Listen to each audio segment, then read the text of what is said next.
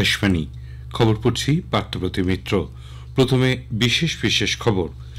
কেন্দ্র মণিপুর, অরুণাচল প্রদেশ এবং নাগাল্যান্ডের বিভিন্ন অঞ্চলে সশস্ত্র বাহিনীর বিশেষ ক্ষমতা আইন আপসপার মেয়াদ আগামীকাল থেকে আরও 6 মাসের জন্য বাড়িয়ে দিয়েছে। তবে অসম সরকার ডিব্রুগড় জেলায় আপসপার মেয়াদ আর বৃদ্ধি করছে না। ছত্তিশগড়ের দান্তেওয়াড়া জেলায় নিরাপত্তা বাহিনীর সঙ্গে সংঘর্ষে এক মহিলা মাওবাদী জঙ্গির মৃত্যু হয়েছে। বিজাপুর জেলায় গতকাল 50 জন মাওবাদী আত্মসমর্পণ করেছে। দেশে আজ খুশির ঈদ পালিত হচ্ছে। রাষ্ট্রপতি, উপরাষ্ট্রপতি ও প্রধানমন্ত্রী ঈদ উপলক্ষে দেশবাসীকে শুভেচ্ছা জানিয়েছেন। বিদেশ মন্ত্রক জানিয়েছে, মায়ানমারে অপারেশন ব্রহ্মর অংশ হিসেবে এনডিআরএফ এর দল উলাথেইন মঠে উদ্ধার কাজ চালাচ্ছে। মার্কিন রাষ্ট্রপতি ডোনাল্ড ট্রাম্পের হুমকির পর ইরান মার্কিন লক্ষ্যবস্তুর ওপর আঘাত হানতে সক্ষম ক্ষেপণাস্ত্রগুলিকে তৈরি রেখেছে। আইপিএল ক্রিকেটে আজ ওয়াংখেড়ে স্টেডিয়ামে মুম্বাই ইন্ডিয়ান্স কলকাতা নাইট রাইডার্সের মুখোমুখি হবে। আসছি বিস্তারিত খবরে। কেন্দ্রীয় স্বরাষ্ট্রমন্ত্রক মণিপুর, অরুণাচল প্রদেশ এবং নাগাল্যান্ডের কিছু অংশে সশস্ত্র বাহিনীর বিশেষ ক্ষমতা আইন আপসপার মেয়াদ আগামীকাল থেকে আরও 6 মাসের জন্য বৃদ্ধি করেছে। মণিপুর, ইম্ফল পূর্ব ও পশ্চিম, থৌবল, বিষ্ণুপুর এবং কাকচিং এই 5 জেলায় 13টি থানা এলাকা বাদ দিয়ে বাকি সমগ্র রাজ্যেই আপসপার মেয়াদ বৃদ্ধি করা হয়েছে। 2023-এর মে মাস থেকে রাজ্যের দুই গোষ্ঠীর হিংসাত্মক কার্যকলাপে রাজ্য জুড়ে তৈরি হয় বিশৃঙ্খল পরিস্থিতি। নাগাল্যান্ডেরও 8 জেলা এবং 21টি পুলিশ থানা এলাকায় ডিমাপুর, নিউল্যান্ড, চুমুকেদিমাম, মন ও কিফারকে উপদ্রুত এলাকা হিসেবে ঘোষণা করেছে কেন্দ্রীয় স্বরাষ্ট্রমন্ত্রক।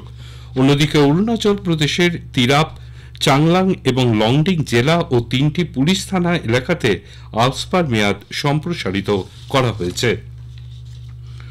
অসম সরকার 2025 সালের আজকের পর ডিব্রুগড় জেলায় আপসপা বা সশস্ত্র বাহিনীর বিশেষ ক্ষমতা আইন কার্যকরের মেয়াদ আর না বাড়ানোর সিদ্ধান্ত নিয়েছে।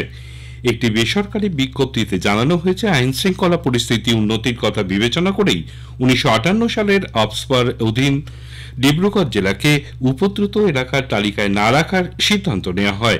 তবে তিনসুকিয়া, চড়াইদেউ এবং শিবসাগর এই 3 জেলাকে উপদ্রুত এলাকার তালিকায় রাখার মেয়াদ আরও 6 মাস বাড়ানোর সুপারিশ করা হয়েছে। ছত্তিশগড়ের দান্তেওয়াড়া জেলায় নিরাপত্তা বাহিনীর সঙ্গে গুলির লড়াইয়ে এক মহিলা মাওবাদী জঙ্গির মৃত্যু হয়েছে। সূত্রের খবর, বিজাপুর দান্তেওয়াড়া জেলা সীমান্ত অঞ্চলে জঙ্গলে নক্সাল দমনে নিরাপত্তা বাহিনীর যৌথ অভিযান আজ সকালে শুরু হলে গুলির লড়াই শুরু হয়। নিরাপত্তা বাহিনী মৃত জঙ্গির দেহ উদ্ধার করেছে। একটি বন্দুক, গুলি, বারুদ উদ্ধার হয়েছে। তল্লাশি অভিযান এখনো চলছে। এদিকে গতকাল ছত্তিশগড়ের বিজাপুর জেলায় 50 জন মাওবাদী আত্মসমর্পণ করেন। এর মধ্যে 13 জন মাওবাদীর মাথার দাম 68 লক্ষ টাকা ঘোষণা করা হয়েছিল। ওই রাজ্যেই প্রথম একসঙ্গে এতজন মাওবাদী আত্মসমর্পণ করেছে। বিজাপুর জেলার পুলিশ সুপার জিতেন্দ্র কুমার যাদব জানান, আত্মসমর্পণকারীদের মধ্যে পিএলজিএ ব্যাটালিয়ন এবং অন্যান্য কোম্পানিতে সক্রিয় সদস্যরা রয়েছেন। রাজ্য সরকারের পুনর্বাসন নীতির অধীনে আত্মসমর্পণকারী মাওবাদীদের প্রত্যেককে উৎসাহ ভাতা হিসেবে 25,000 টাকা করে চেক দেওয়া হয়। পবিত্র রমজান মাসের সমাপ্তির মধ্যে দিয়ে আজ সারা দেশে উদযাপিত হচ্ছে ঈদ উল ফিতর। সূর্যোদয় থেকে সূর্যাস্ত পর্যন্ত নিরম্ব উপবাস পালনের পর আজ খুশির ঈদ।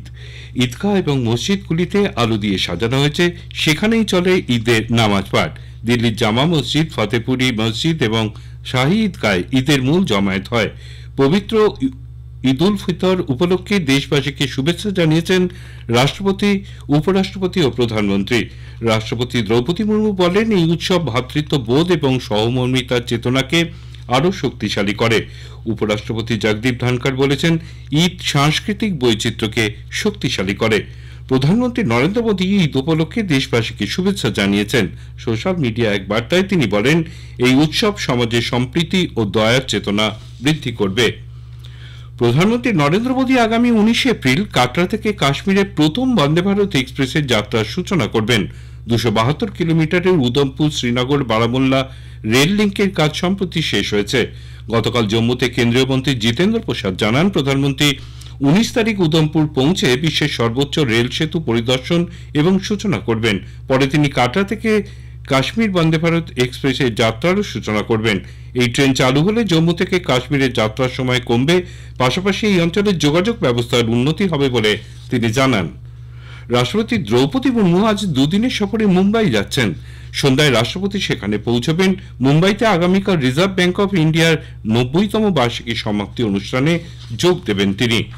উত্তরপ্রদেশের এক বড় ধরনের প্রশাসনিক রদবদলে এলাহাবাদ হাইকোর্টের ৫৮২ জন বিচার বিভাগীয় আধিকারিককে বদলি করা হয়েছে। সবচেয়ে বেশি বদলি হয়েছে কানপুরে, সেখানে ১৩ জন বিচারপতিকে নতুন দায়িত্ব দেওয়া হয়েছে। অন্যদিকে আলিগড়ে ১১ জন বিচারপতিকে স্থানান্তরিত করা হয়েছে। হায়দ্রাবাদে বিকশিত ভারত উদ্যোক্তা নেটওয়ার্ক দপ্তরের উদ্বোধন করে কেন্দ্রীয় কয়লা মন্ত্রী জি কিষাণ রেড্ডি দেশের তরুণ প্রজন্মকে স্টার্ট আপ ও ব্যবসায়িক উদ্যোগ গ্রহণ করার কথা বলেন। কেন্দ্র ২০৪৭ সালের মধ্যে ভারতকে উন্নত দেশে রূপান্তরিত করতে ওই আরও কর্মসংস্থানের সুযোগ সৃষ্টি করতে তরুণদের উৎসাহিত করছে বলে শ্রী রেড্ডি জানান। आज भारत के नौजवान स्टार्टअप के ओर देख रहे हैं। जॉब करने के जगह स्टार्टअप शुरू करना, खुद जॉब करने के जगह उनके साथी लोगों को जॉब्स देना, ये लक्ष्य से आज प्रधानमंत्री जी के विजन के आधार पर भारत में स्टार्टअप का एक मूवमेंट चल रही। मेरा विश्वास है ये संस्था के द्वारा आने वाले दिन में ज्यादा लोग इसमें ट्रेनिंग लेंगे, ज्यादा लोगों को का इच्छानुसार स्टार्टअप शुरू करने का प्रोत्साहन मिलेंगे। ষষ্ঠ বিমস্টেক শীর্ষ সম্মেলনে যোগ দিতে প্রধানমন্ত্রী নরেন্দ্র মোদী ব্যাংকক যাচ্ছেন। বিমস্টেক ও ভারত শীর্ষক বিশেষ আলোচনায় বিদেশ মন্ত্রকের প্রাক্তন সচিব পিনাক রঞ্জন চক্রবর্তীর সঙ্গে কথা বলেছেন কল্যাণ লাহা। আকাশবাণী কলকাতার সংবাদ বিভাগ প্রযোজিত অনুষ্ঠানটি শোনা যাবে ২রা এপ্রিল রাত ৯:৩০ গীতাঞ্জলি ১০৭ প্রচার তরঙ্গ, ডিটিএইচ বাংলা এবং আকাশবাণী সংবাদ সোশ্যাল মিডিয়া প্ল্যাটফর্মে। এই খবর শুনছেন আকাশবাণী থেকে। আমাদের সংবাদ শোনা যাচ্ছে ইউটিউব চ্যানেল আকাশবাণী সংবাদ বাংলা, ফেসবুক ও ইনস্টাগ্রাম আকাশবাণী সংবাদ কলকাতা এবং এক্স হ্যান্ডেল এআইআর নিউজ কলকাতাতে। বিদেশ মন্ত্রক জানিয়েছে মায়ানমারে উলাথেইন মঠে উদ্ধার কাজ শুরু করেছে এনডিআরএফ এর দল। সেনাবাহিনীর একটি দল আজ হাসপাতাল পরিদর্শন করবে এবং আগামীকাল তাদের চিকিৎসা পরিষেবা শুরু করবে। ভূমিকম্প বিধ্বস্ত মায়ানমারে অপারেশন ব্রহ্মার অংশ হিসেবে বিদেশ মন্ত্রক স্কাই ভিলায় এনডিআরএফ এর দলকে মোতায়েন করার চেষ্টা করছে। সেখানে ১১ তলার ৪টি টাওয়ার ভেঙে পড়েছে। মন্ত্রক আরও জানিয়েছে যে ত্রাণ সামগ্রী রাজ্য মহানায়ক কমিটির এসজিকেও দেয়া হবে। সেখানে প্রায় ২০০০ সন্ন্যাসী মঠের বাইরে বসে আছেন।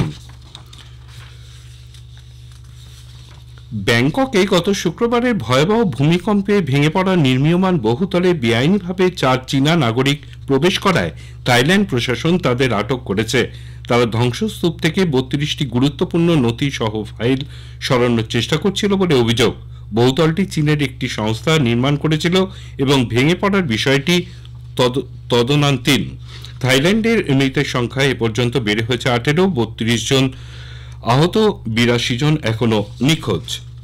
ইরানের রাষ্ট্রায়ত্ত সংবাদ সংস্থা সূত্রে জানা গেছে ইরানের বহু জায়গায় ভূগর্ভস্থ ক্ষেপণাস্ত্রগুলিকে সম্ভাব্য বিমান হামলার মোকাবিলায় প্রস্তুত রাখা হয়েছে।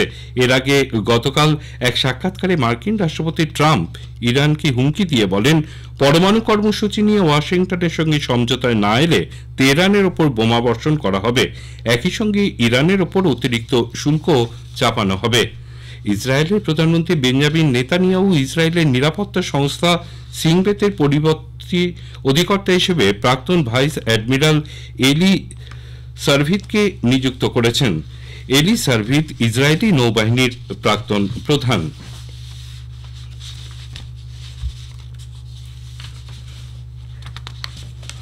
মুম্বাইয়ের ওয়াংখেড়ে স্টেডিয়ামে আজ সন্ধ্যায় আইপিএল এর ম্যাচে কলকাতা নাইট রাইডার্স মুম্বাই ইন্ডিয়ান্সের মুখোমুখি হবে। খেলা শুরু হবে সন্ধ্যে 7:30টায়। দুদলই 2টি করে ম্যাচ খেলেছে। শেষ করার আগে খবরের বিশেষ অংশ আরও একবার। কেন্দ্র মণিপুর, অরুণাচল প্রদেশ এবং নাগাল্যান্ডের বিভিন্ন অঞ্চলে সশস্ত্র বাহিনীর বিশেষ ক্ষমতা আইন আপসপার মেয়াদ আগামীকাল থেকে আরও 6 মাসের জন্য বাড়িয়ে দিয়েছে। ছত্তিশগড়ের দান্তেওয়াড়া জেলায় নিরাপত্তা বাহিনীর সঙ্গে সংঘর্ষে এক মহিলা মাওবাদী জঙ্গির মৃত্যু হয়েছে। দেশে আজ খুশির ঈদ পালিত হচ্ছে। রাষ্ট্রপতি, উপরাষ্ট্রপতি ও প্রধানমন্ত্রী ঈদ উপলক্ষে দেশবাসীকে শুভেচ্ছা জানিয়েছেন। খবর এখনকার মতন শেষ হলো। এরপরই শুনুন স্থানীয় সংবাদ।